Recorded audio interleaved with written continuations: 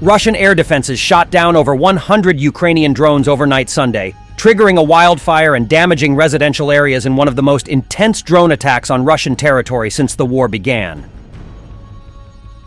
Moscow's defense ministry reported that 125 drones were intercepted across 7 regions, including Volgograd, where 67 drones were downed. In the Voronezh region, debris from 17 drones struck an apartment block and a private home, local officials reported. In the Rostov region, 18 more drones were brought down, sparking a wildfire that spread over 20 hectares of forest. The attacks marked one of the largest aerial assaults on Russian soil since the start of the war.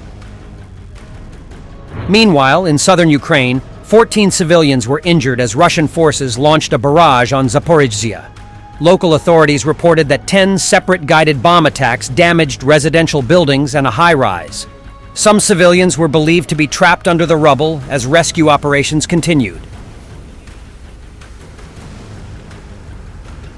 Ukrainian President Volodymyr Zelensky confirmed the destruction of parts of the city's infrastructure, including transport links. The railway system was among the damaged targets, according to a post by Zelensky on social media. Ukrainian officials have expressed concerns that these strikes could be a precursor to a larger offensive by Russian forces. Military sources in Ukraine indicated that Russia was amassing troops and equipment in the Zaporizhzhia region, sparking fears of a new ground offensive.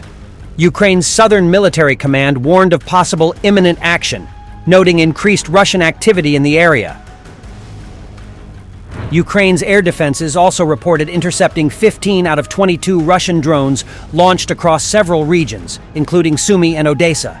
5 more drones were reportedly brought down using electronic warfare systems, though the fate of the remaining 2 remains unclear. In a separate development, the Kremlin announced that amendments to Russia's nuclear doctrine had been finalized.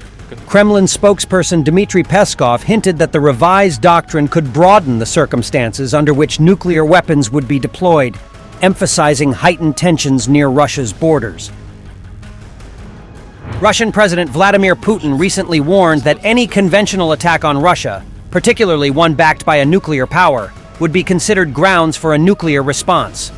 The adjustments to the doctrine were widely interpreted as a stern warning to Western nations amid escalating support for Ukraine.